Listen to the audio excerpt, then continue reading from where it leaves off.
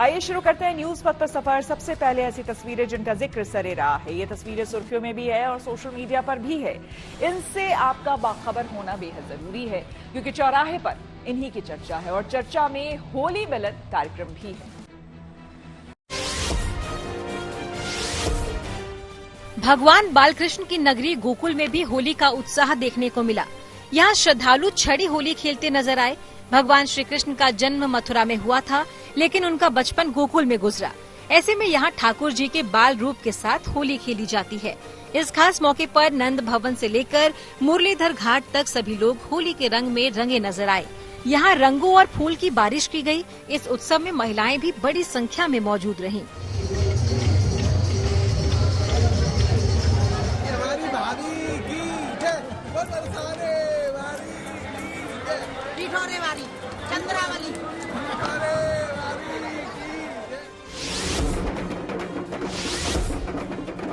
वाराणसी के विश्व प्रसिद्ध मणिकर्णिका घाट पर खास होली खेली गई। यहाँ सबसे पहले काशीवासी अपने इष्ट भोले बाबा के साथ होली खेलते हैं। इस बार मणिकर्णिका घाट पर मसान की होली खास रही क्योंकि महाकुंभ के बाद पहुंचे नागा सन्यासियों ने यहाँ बढ़ चढ़कर हिस्सा लिया।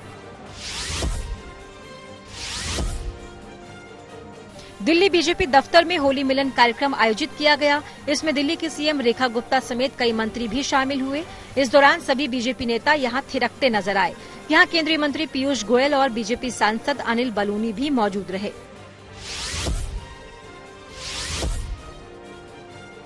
नागपुर में महिला पुलिसकर्मियों ने अनोखी रैंप वॉक की। दरअसल यहां कानून व्यवस्था संभालने वाली महिला पुलिसकर्मी रैंप पर नजर आई। कोई सिल्क साड़ी में दिखाई दी तो कोई दूसरी वेशभूषा में। इस मौके पर Nagpur police commissioner Ravindra Kumar single भी मौजूद रहे।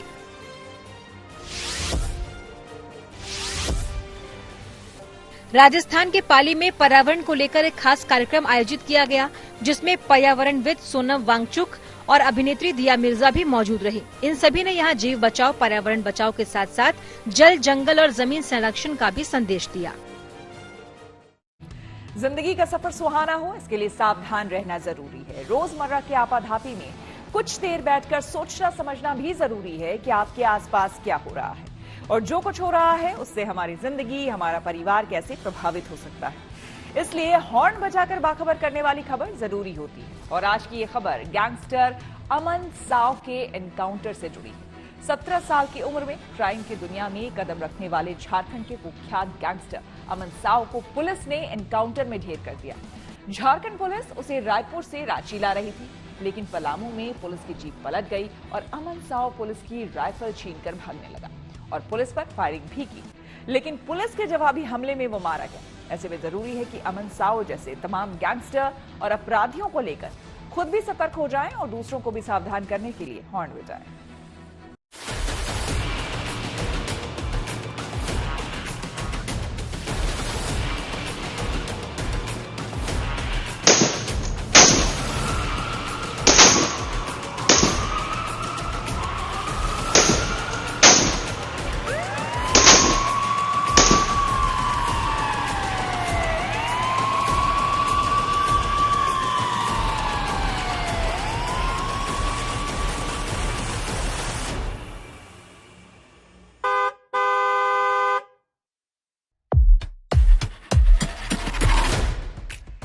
हत्या, रंगदारी, लूटपाट और आखिरकार अंडरवर्ल्ड में बड़े मकाम की चाह। महज 17 साल की उम्र में क्राइम की अंधी दुनिया में एंट्री करने वाला अमन साव सचमुच में अमन का लुटेरा था। झारखंड के मोस्ट वांटेड गैंगस्टर अमन साव पुलिस के साथ एनकाउंटर में ढेर हो गया। जहां इस वारदात को अंजाम दिया गया वो थोड़ा जंगली इलाका है। पुलिस के मुताबिक अमन साव को छत्तीसगढ़ में गिरफ्तार किया गया और उससे पूछताछ के लिए रांची लाया जा रहा था। रांची लाते वक्त पुलिस की जीप पलामू में पलट गई। जीप पलटने के बाद गैंगस्टर अमन साव ने भागने की कोशिश की और पुलिस से एक राइफल भी छीन ली, लेकिन जब पुलिस ने उसे पकड़ने के लिए पीछा किया तो पुलिस पर फायरिंग कर दी, जिसमें झारखंड पुलिस का एक जवान घायल हो गया। फिर जवाब में पुलिस ने भी फायरिंग की, जिसमें अमन साव ढेर हो गया। गैंगस्टर अमन साव फिलहाल छत्तीसगढ़ की राजधानी रायपुर के जेल में था, जहां से उसे रांची लाया जा रहा था। बता दें कि अमन साव का एनकाउंटर यूपी के कुख्यात गैंगस्टर विकास दुबे की याद दिलाता है। यूपी के कुख्यात अपराधी विकास दुबे की मौत भी गाड़ी पलटने से ही हुई थी। इस दौरान अमन साव ने पुलिस वालों पर गोलियां भी चलाई, जिसमें एक जवान भी घायल हो गया, लेकिन पुलिस की जवाबी फायरिंग में गैंगस्टर अमन साव ढेर हो गया।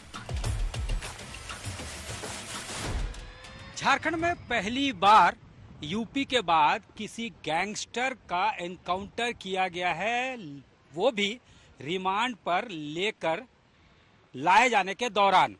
ऐसा यहाँ पे पहली बार हुआ है। अपराध और आतंक का पर्याय बना अमन साव, जिसके ऊपर 100 से भी ज्यादा मुकदमे हैं, लेवी वसूलने के, एक्सटॉर्शन के, हत्या के और आर्म्स एक्ट के, उनको जो है रायपुर से रांची लाया जा रहा था। दरअसल विधानसभा में हंगामा हुआ था यहाँ लॉ एंड ऑर्डर को लेकर। यहाँ पर सोमवार को बाबूलाल मरांडी जो नेता प्रतिपक्ष है, उन्होंने ये सवाल उठाया था कि जेएमएम का ये स्लोगन है कि हेमंत है तो हिम्मत है, लेकिन हिम्मत ऐसा लगता है कि अपराधियों ने ले लिया है। उस स्लोगन का हिम्मत जो है वो अपराधियों के साथ है। ये सवाल उन्होंने उठाया था और पूरा प्रश्नकाल विधानसभा में वॉश आउट हो गया था। 3 बैक टू बैक यहाँ पे घटनाएं घटी थी। अमन साव झारखंड पुलिस के लिए सबसे बड़ी चुनौती था। उसके गिरोह के निशाने पर कोयला कारोबारी, ट्रांसपोर्टर, ठेकेदार, रियल एस्टेट कारोबारी और बिल्डर थे। अमन इनसे लगातार रंगदारी वसूल रहा था। पुलिस के मुताबिक जो गैंगस्टर अमन साव की धौंस से नहीं डरते थे, उन पर वो खुलेआम गोलियां चलवाता था। इसके बाद गैंग के गुर्गे सोशल मीडिया पर पोस्ट कर वर्चुअल नंबर से मीडिया को जानकारी भी देते थे कि घटना को उनके ही गिरोह ने अंजाम दिया है।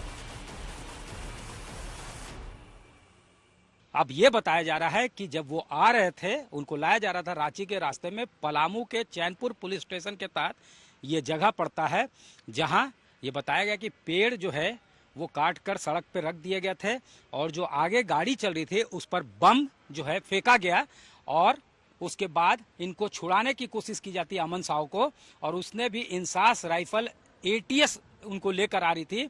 ATS जो है NIA के एक मामले में भी वो वारंटेड थे, उस मामले में लेकर आ रही थी और इन मामलों में भी पूछताछ होनी थी, जैसा DGP ने यहाँ पे सोमवार में सदन के बाहर ही बताया था। उसके बाद जो है उनको लाया जा रहा था, तब इंटरसेप्ट करने की उनके लोगों के द्वारा पुलिस ने ये बताया कि कोशिश की गई, जिसके बाद जो है राइफल, इंसास राइफल छीनकर ये भागना चाहता था। बता दें कि अमन साव का नाम NTPC के DGM मर्डर के केस में भी सामने आया था। हाल ही में 8 मार्च को झारखंड के हजारीबाग जिले में NTPC के DGM रैंक के अधिकारी कुमार गौरव को अज्ञात हमलावरों ने गोली मारकर हत्या कर दी थी। हमलावरों ने घात लगाकर इस वारदात को अंजाम दिया था और मौके से फरार हो गए थे। एक जो पहली घटना थी उसमें आनंद आश्रम जो है, आनंद मार्ग आश्रम, उसके साधु समेत एक उनके करीबी की हत्या कर दी गई थी। ठीक उसके बाद बीते शुक्रवार को कोयला कारोबारी विपिन मिश्रा जो है उनके ऊपर गोलियां चलाई जाती है और ठीक इसके बाद उसी दिन देर रात को बताया जाता है कि DGM जो थे कुमार गौरव NTPC के, उनकी हत्या हो जाती है। और इस सब के तार जो है खुद DGP जब यहाँ पे आए थे सोमवार को, यानी 10 मार्च को, तो उन्होंने ये बयान दिया था कि 3 जो है पुलिस के रडार पे है संगठित गिरोह के सरगना अमन साव, अमन श्रीवास्तव और विकास तिवारी, जो पूरे क्राइम के सिंडिकेट को ऑपरेट करते हैं और जेल के अंदर से ही ऑपरेट करते हैं। ये भी उन्होंने कहा था। वर्चुअल नंबर्स के सहारे जो है लेवी वसूलने के लिए धमकाया जाता है विदेश के नेटवर्क को का इस्तेमाल करके। इसके बाद विपक्ष ने फिर से हंगामा किया, ये कहा कि ये बेशर्मी की हद है कि जब आपको पता है कि जेल के अंदर से ऑपरेट हो रहा है, फिर भी आप उसका उद्भेदन नहीं कर रहे हैं। तभी DGP ने ये कहा था कि पूछताछ इस मामले में की जा रही है। हजारीबाग मामले में भी वो जो है लीड मिली है, ब्रेक थ्रू जल्द से जल्द मिलेगा। और इसके अलावा जो है जो कोल ट्रेडर पे गोली चली है उसके बारे में भी पुलिस के हाथ अहम सुराग लगे हैं। अमन साव पर रायपुर में रंगदारी के 2 मामले दर्ज थे। वो पिछले 3.5 महीने से रायपुर जेल में बंद था। झारखंड के जेलों से वो रंगदारी का धंधा तो करता ही था, लेकिन अब रायपुर से भी रंगदारी का खेल चलाने लगा था। अमन साव पर कई आपराधिक आरोप हैं, जिसमें 7 मार्च को रांची में दिन दहाड़े कोयला व्यापारी को गोली मारने की साजिश भी शामिल है। हमले के बाद सभी आरोपी मौके से फरार हो गए और साव की पहचान मुख्य साजिशकर्ता के रूप में हुई। ऐसे में सवाल है कि अमन साव कौन था और वो देखते ही देखते अपराध की दुनिया में इतना बड़ा नाम कैसे बन गया।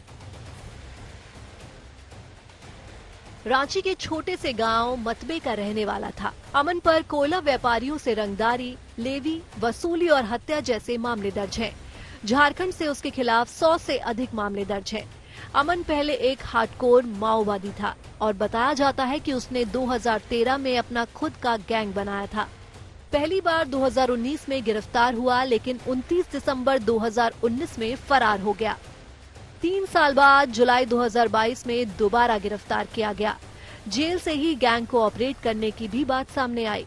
अमन की आधुनिक हथियारों के साथ कई फोटोज भी दिखाई दी। अमन साव का नाम कुख्यात गैंगस्टर लॉरेंस बिश्नोई से भी जोड़ा जाता था।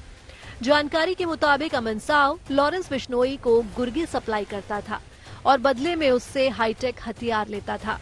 रायपुर के तेलीबांधा इलाके में बिल्डर के दफ्तर पर 13 जुलाई को हुई फायरिंग के मामले में भी अमन साव गैंग का नाम ही सुर्खियों में आया था। अमन साव फिलहाल जो है रायपुर जेल में बंद था। अमन साव के ऊपर 100 से भी ज्यादा आपराधिक मुकदमे हैं। कहा जाता है कि 2013 में उसने गैंग बनाई और उसके पहले वो हार्डकोर नक्सली भी रहा है। उसके बाद आसान पैसे कमाना उसकी फितरत बन गई, लेवी वसूलना, धमकी देकर पैसे उठाना। और ये बताया जाता है कि बार्टर सिस्टम में लॉरेंस बिश्नोई के साथ वो काम करता था। उसके पास गुर्गे थे, लड़के थे जो उसके साथ एसोसिएटेड थे, काम करते थे। तो वो लड़के सप्लाई करता था लॉरेंस बिश्नोई गैंग को और लॉरेंस बिश्नोई गैंग जो है उसके बदले उसको हथियार देता था। रायपुर पुलिस यहाँ से जेल से लेकर गई थी अमन साव को, इसलिए भी कि उसे पूछताछ करना था कि कहीं बाबा सिद्दीकी मामला जो था उसमें इसकी कोई कॉम्प्लिसिटी तो नहीं। रिमांड पर वहां रायपुर पुलिस ने भी इसको लिया था। इसके अलावा उसका एरिया ऑफ ऑपरेशन जो था वो झारखंड के अलावा बिहार और चूंकि लॉरेंस बिश्नोई के साथ था तो पंजाब तक जाता था। छत्तीसगढ़ से चूंकि झारखंड पड़ोसी राज्य है तो यहाँ कोयला व्यापारी आते थे, ट्रांसपोर्टेशन से लेके तमाम कार्य उनके होते थे। यहाँ से रामगढ़ का जो पूरा बेल्ट है, कोल बेल्ट है, और वहाँ जब वो लेवी नहीं देते थे तो उनको धमकाया जाता था। रायपुर में भी गोलियां चली थी और अमन साव के गुर्गों ने ही गोलियां चलाई थी। झारखंड पुलिस के लिए चुनौती बना कुख्यात गैंगस्टर अमन साव को पुलिस ने मुठभेड़ में ढेर कर दिया, जिससे झारखंड के कोयला कारोबारी और दूसरे लोगों ने राहत की सांस ली है। ऐसे में जरूरी है कि अमन साव जैसे तमाम गैंगस्टर और अपराधियों को लेकर खुद सतर्क हो जाएं और दूसरों को भी सावधान करने के लिए हॉर्न बजाएं।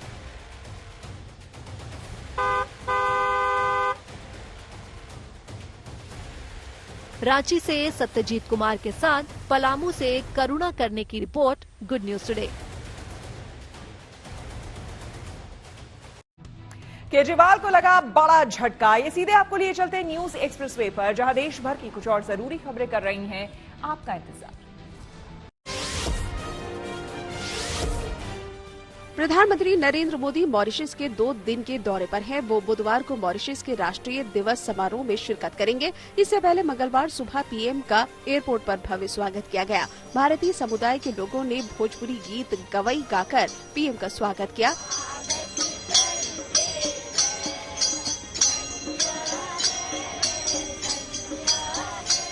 तो पीएम मोदी की अगुवाई के लिए खुद मॉरिशस के प्रधानमंत्री नवीन राम गुलाम अपनी पूरी कैबिनेट के साथ मौजूद थे। पीएम ने वहां अपने जोरदार स्वागत पर खुशी जताई और इसे यादगार बताया। अपने दौरे पे पीएम नरेंद्र मोदी ने राष्ट्रपति धर्मवीर गोकुल से भी मुलाकात की। इस दौरान उन्होंने मॉरिशस के राष्ट्रपति और उनकी पत्नी को भारतीय संस्कृति से जुड़ी कई चीजें भेंट की, जिसमें महाकुंभ से संगम का जल और बिहार का मखाना भी शामिल है। इसके अलावा पीएम मोदी ने राष्ट्रपति गोकुल की पत्नी वृंदा गोकुल को बनारसी सिल्क की साड़ी भी भेंट की। दिल्ली के पूर्व सीएम अरविंद केजरीवाल को बड़ा झटका लगा है। दरअसल राउज एवेन्यू कोर्ट ने उनके खिलाफ एफआईआर दर्ज करने का आदेश दे दिया है। बताया जा रहा है कि होली के बाद केजरीवाल और पार्टी के दूसरे नेताओं के खिलाफ एफआईआर दर्ज की जाएगी। ये मामला द्वारका में बड़े होर्डिंग लगाने से जुड़ा है, जिसमें आरोप है कि सार्वजनिक धन का दुरुपयोग किया गया।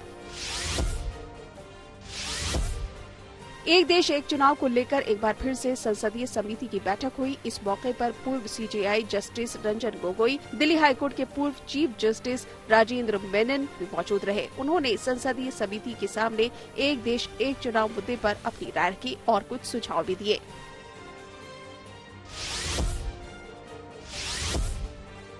भारत में सैटेलाइट इंटरनेट को लेकर बड़ा करार हुआ है। दरअसल भारतीय एयरटेल ने देश में सैटेलाइट के जरिए कम्युनिकेशन सेवाएं देने के लिए एलन मस्क की कंपनी स्पेस एक्स के साथ हाथ मिला लिया है। अब स्टारलिंक के जरिए भारत में ग्राहकों को हाई स्पीड इंटरनेट सेवा मिल सकेगी। इससे दूर दराज खासकर पहाड़ी इलाकों में भी लोगों को काफी फायदा होगा। अभिनेत्री कटरीना कैफ कर्नाटक के दक्षिण कन्नड़ जिले पहुंची, जहां उन्होंने कुक्के सुब्रमण्यम मंदिर में पूजा की। बताया गया कि कटरीना ने यहाँ सर्प संस्कार पूजा करवाई। और खबरों के एक्सप्रेस में से आगे रुक करते हैं सियासी ढाबे का, जहां आज की सबसे दिलचस्प खबर मौजूद है। बिहार में इसी साल चुनाव होने वाला है, इसलिए सबकी जुबान धारदार हो चली है। सभी नेता अपनी पार्टी लाइन पर चलते हुए चुनावी रण में विरोधी को पछाड़ने में जुटे हैं। हालांकि होली के मौके पर सियासतदान समानता और सामाजिक सद्भाव का संदेश भी दे रहे हैं। अब आरजेडी नेता तेजस्वी यादव को ही देख लीजिए। होली मिलन के कार्यक्रम में एक ही मंच पर विरोधी दल के साथ रंग गुलाल लगाकर आपसी भाईचारे का संदेश देते नजर आए।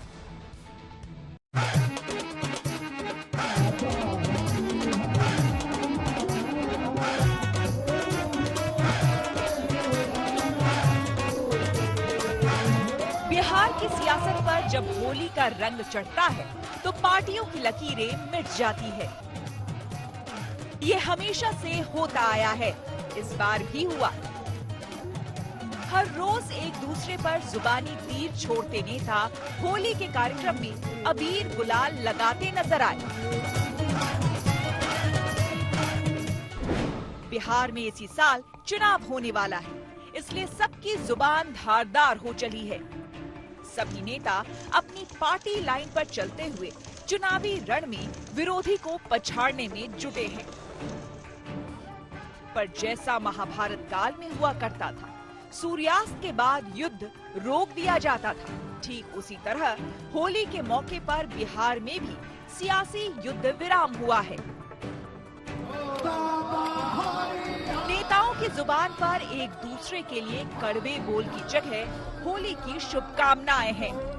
होली के एक कार्यक्रम में शिरकत करने के बाद आरजेडी नेता और नेता विपक्ष तेजस्वी यादव ने सोशल मीडिया प्लेटफॉर्म एक्स पर लिखा,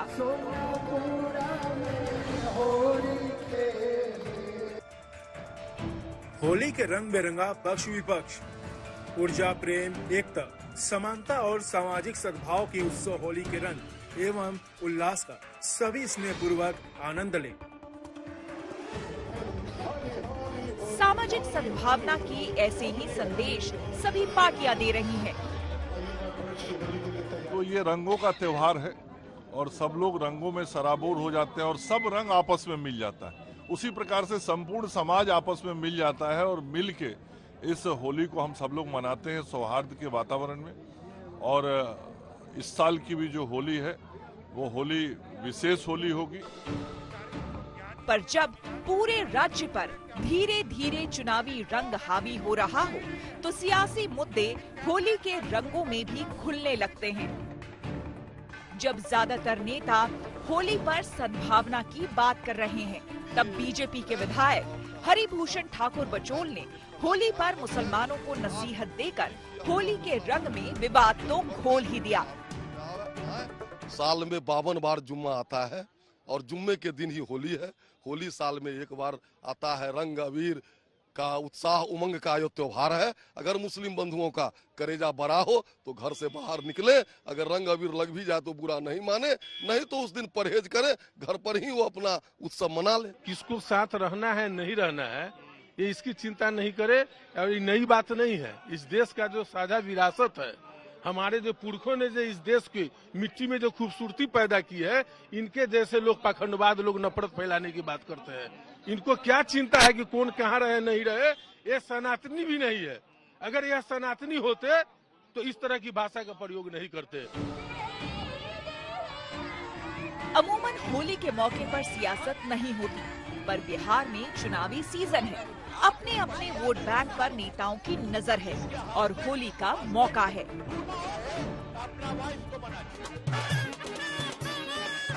हालांकि बिहार की सियासी होली हमेशा से संदेश देती आई है। लालू यादव एक जमाने में आम लोगों के साथ कपड़ा फाड़ होली खेला करते थे। इसके जरिए लालू भी संदेश दिया करते थे कि वो राज्य के निचले तबके से कितने जुड़े हैं। लालू प्रसाद अपने ठेठ और गवई अंदाज के जरिए आम लोगों से जुड़ते थे, जो वीरा गाते थे, ढोल बजाते थे, वो सब करते थे जिसके लिए बिहार की होली जानी जाती है।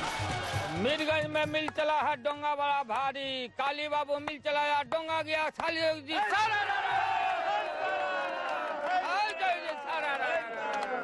बाबा हरिया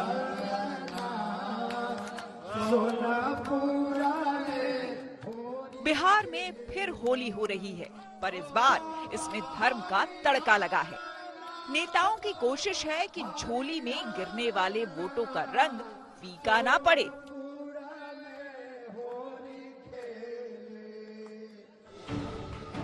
चुनावी रंग चढ़ रहा है। होली के बाद धीरे धीरे ये रंग और पक्का होता जाएगा। यानी बिहार में होली के बाद होगी असली सियासी होली। पटना से रोहित सिंह और अनिकेत कुमार के साथ bureau report, good news today. News web पर आगे है धन बाजार, जहां शेयर बाजार से लेकर कारोबार तक की सभी अहम खबरें होती हैं, जिसका सीधा रिश्ता आपकी आमदनी आपकी जेब से होता है। तो तेज रफ्तार खबरों के बीच ये जरूरी खबरें छूट ना जाए, इसलिए सीधे आपको लिए चलते हैं धन बाजार।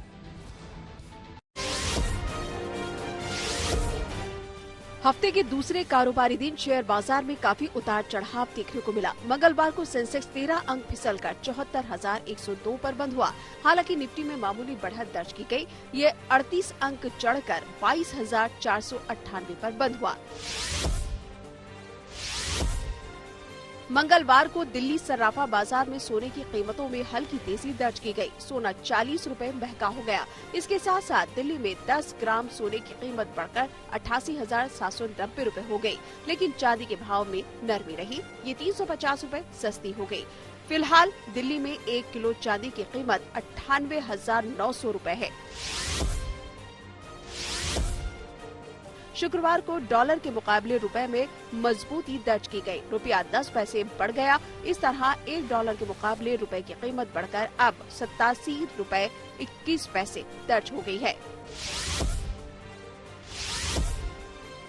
आरबीआई जल्द ही 100 और 200 रुपए के नए नोट जारी करने की तैयारी में है। खास बात यह है कि इन नोटों पर आरबीआई गवर्नर संजय मल्होत्रा के हस्ताक्षर होंगे। हालांकि पहले से चल रहे 100 और 200 के सभी बैंक नोट भी वैध रहेंगे। बता दें कि संजय मल्होत्रा ने दिसंबर 2024 में आरबीआई गवर्नर का पद संभाला था। और न्यूज वक्त के सफर में अब सोशल अड्डा का रुख करते हैं, जहां आज बात होगी राजस्थान के जयपुर में एक नामी स्कूल में होली के दौरान रंग और गुलाल लाने पर पाबंदी लगाने का सर्कुलर जारी किया गया है, जिसमें कहा गया है कि स्कूल में होली के रंग और गुलाल ना लगाए जाए और ना लाए जाए।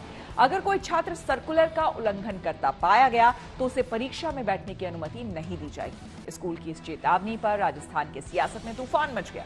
राजस्थान के शिक्षा मंत्री मदन दिलावर ने इसे सांप्रदायिक आदेश करार देते हुए कहा कि इसके खिलाफ दिल्ली में सीबीएसई यानी कि केंद्रीय माध्यमिक शिक्षा में शिकायत करेंगे।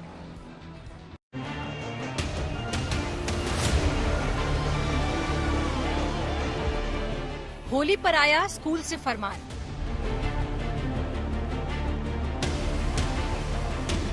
न लगेगी रंग, न उड़ेंगे गुलाल। परीक्षा में शामिल होना है तो स्कूल कैंपस में रंग और गुलाल का इस्तेमाल कतई न करें। वरना परीक्षा में शामिल नहीं होने दिया जाएगा। ये चेतावनी गुलाबी शहर जयपुर के एक स्कूल से आई है, जहां स्कूल में होली खेलने पर मनाही का सर्कुलर जारी किया गया। स्कूल प्रशासन ने अभिभावकों को एक मैसेज भेजा था, जिसमें कहा गया था, होली के त्योहार पर हम छात्रों से अनुरोध करते हैं कि वो होली के रंग स्कूल में न लाएं। ये कदम सभी छात्रों के लिए सुरक्षित वातावरण मुहैया कराने के लिए उठाया गया है। अगर किसी छात्र या छात्रा के पास होली का रंग मिलता है तो उसे परीक्षा में शामिल होने की अनुमति नहीं दी जाएगी। स्कूल प्रशासन का तर्क है कि परीक्षा के दौरान रंग गुलाल लाने पर छात्रों को परेशानी हो सकती है। स्कूल ने माहौल को ध्यान में रखते हुए स्कूल में रंग गुलाल लाने पर रोक लगाई है। बस हम यही चाह रहे थे कि लास्ट डे ऑफ एग्जाम जो बच्चों का था वो बिल्कुल डिसिप्लिन्ड वे में हो जाए। सेकेंडरी जो भी बोर्ड एग्जाम का इवैल्यूएशन चल रहा है उसमें डिस्टरबेंस ना हो, और ये सब कुछ होने के बाद जब बच्चे घर जा रहे हैं आराम से यहाँ से जाए। सेकेंडली ये भी हो रहा है कि आजकल बच्चे बहुत बीमार हो रहे हैं, फीवर, एलर्जीज, और ये जो केमिकल्स यूज हो रहे हैं उससे उनको बचाने के लिए, क्योंकि पेरेंट्स का हमेशा ये कंसर्न रहता है कि हमारे बच्चे सेफ है ना, कोई इस तरह से तो नहीं कोई केमिकल्स या इस तरह से कुछ इफेक्ट हो जाए तो पेरेंट्स हमको क्वेश्चन करते हैं कि क्यों आपने ध्यान नहीं दिया इस पे। स्कूल प्रशासन के होली पर जारी किए गए सर्कुलर पर राजस्थान के शिक्षा मंत्री मदन दिलावर नाराज नजर आए। शिक्षा मंत्री ने इसे सांप्रदायिक आदेश करार देते हुए कहा है कि स्कूल के फरमान के खिलाफ सीबीएसई में शिकायत की जाएगी। देखो क्या इस प्रकार से लिखना गलत है, क्योंकि होली का पवित्र त्योहार है, उस पर हम रंग लगाकर खुशियां मनाते हैं।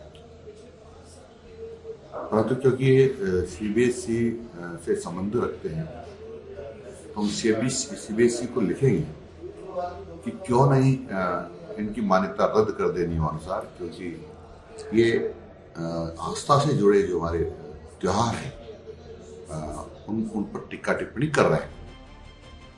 वहीं स्कूल के छात्र छात्राओं का स्कूल में रंग और गुलाल लाने की मनाही को लेकर कहना है कि स्कूल में अनुशासन जरूरी है। मैं इसे सही मानती हूँ, क्योंकि ये सिर्फ एक अनुशासन के लिए इस स्कूल में ये बोला गया है, ताकि सारे बच्चे अनुशासित तरीके से इस स्कूल में रहें। जैसे पुलिस वाले, आर्मी वाले और भी जो ऑफिसर्स होते हैं वो भी अपनी यूनिफॉर्म में होली नहीं खेलते, उनको भी वंचित होता है होली खेलना। वैसे ही उतनी ही रिस्पेक्ट स्कूल के स्टूडेंट्स अपनी स्कूल की यूनिफॉर्म से करें, इसलिए स्कूल में होली खेलना अलाउड नहीं है। सोशल मीडिया पर कुछ लोग इसे व्यवहारिक मान रहे हैं, वहीं कई लोग इसे सांस्कृतिक स्वतंत्रता पर हमला करार दे रहे हैं। ऐसे में अब सभी की नजर सीबीएसई के फैसले पर टिकी है। जयपुर से देवंकुर वधावन के साथ bureau report, good news today. आइए ब्रू करते हैं प्रगति मार्ग का, जहां ऐसी खबरें हैं जो कि देश की तरक्की, प्रगति और लोगों की काबिलियत दिखाती है। आज बात महाराष्ट्र के गढ़चिरौली की करेंगे, जहां पर नक्सल प्रभावित इलाके के कवंडे गांव में पुलिस और सुरक्षा कर्मियों के महज 24 घंटे के भीतर नया पुलिस स्टेशन इन लोगों ने तैयार किया। इसमें स्थानीय लोगों ने भी अहम भूमिका निभाई और अब गढ़चिरौली के इस सुदूर इलाके में भी विकास की रफ्तार नजर आ रही है। देखिए रिपोर्ट।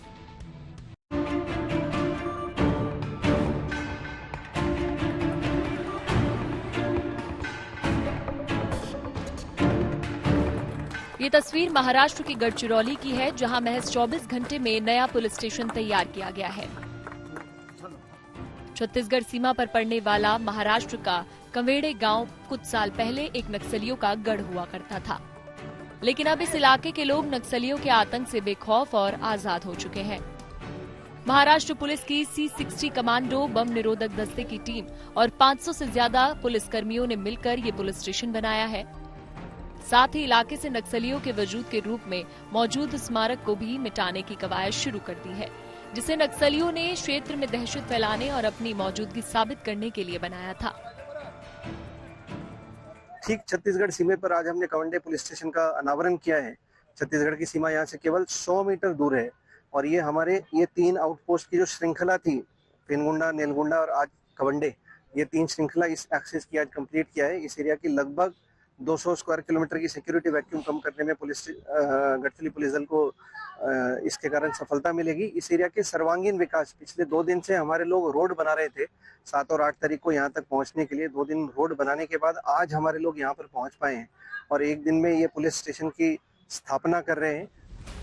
क्योंकि कवेड़े गांव जिले के दुर्गम इलाके में पड़ता है, ऐसे में यहां अब पुलिस स्टेशन निर्माण के साथ साथ सड़क, बिजली, पानी समेत ग्रामीणों की तमाम जरूरतों को भी पूरा करने की योजना बनाई जा रही है।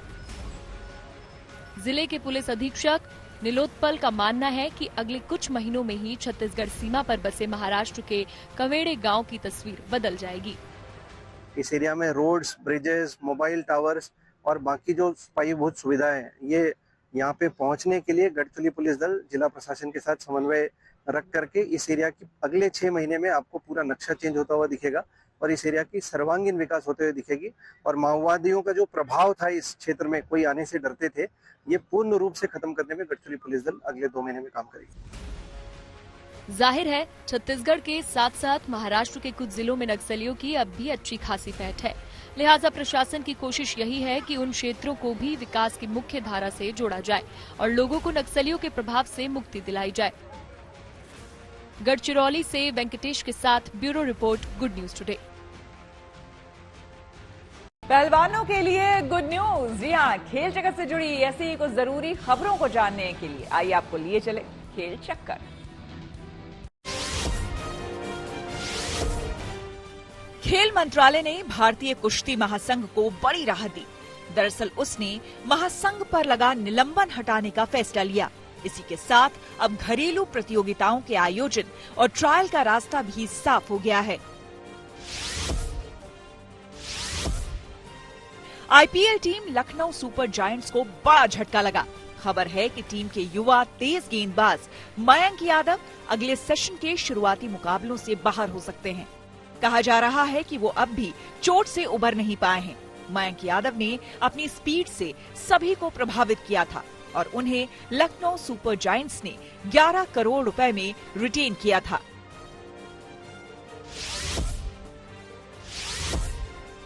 डाक विभाग ने टीम इंडिया के चैंपियंस ट्रॉफी जीतने पर स्पेशल टिकट जारी की।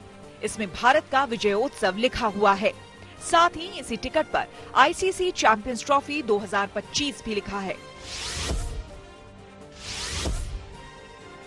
टेस्ट क्रिकेट के 150 साल पूरे होने पर मेलबर्न क्रिकेट ग्राउंड के ऐतिहासिक मैदान में पिंक बॉल टेस्ट मैच खेला जाएगा। ये मुकाबला मेजबान ऑस्ट्रेलिया और इंग्लैंड के बीच डे नाइट होगा। ये एकमात्र टेस्ट 2 साल बाद 11 से 15 मार्च के बीच खेला जाएगा। साल 1877 में इन दोनों टीमों के बीच पहला टेस्ट मैच हुआ था। माइकल ब्रेसवेल को न्यूजीलैंड क्रिकेट टीम का कप्तान बनाया गया। वो पाकिस्तान के खिलाफ घरेलू T20 सीरीज में टीम की कमान संभालेंगे। कप्तान सैंटनर और कॉनवे समेत कुछ खिलाड़ी आईपीएल खेलने भारत आएंगे, लिहाजा वो इस सीरीज का हिस्सा नहीं होंगे। 5 मैचों की ये सीरीज इसी रविवार से शुरू होगी। इसी के साथ न्यूज पथ में मेरे यानी कि श्वेता झा के साथ फिलहाल इतना ही। देश दुनिया की तमाम पॉजिटिव खबरों के लिए आप देखते रहिए गुड न्यूज टुडे।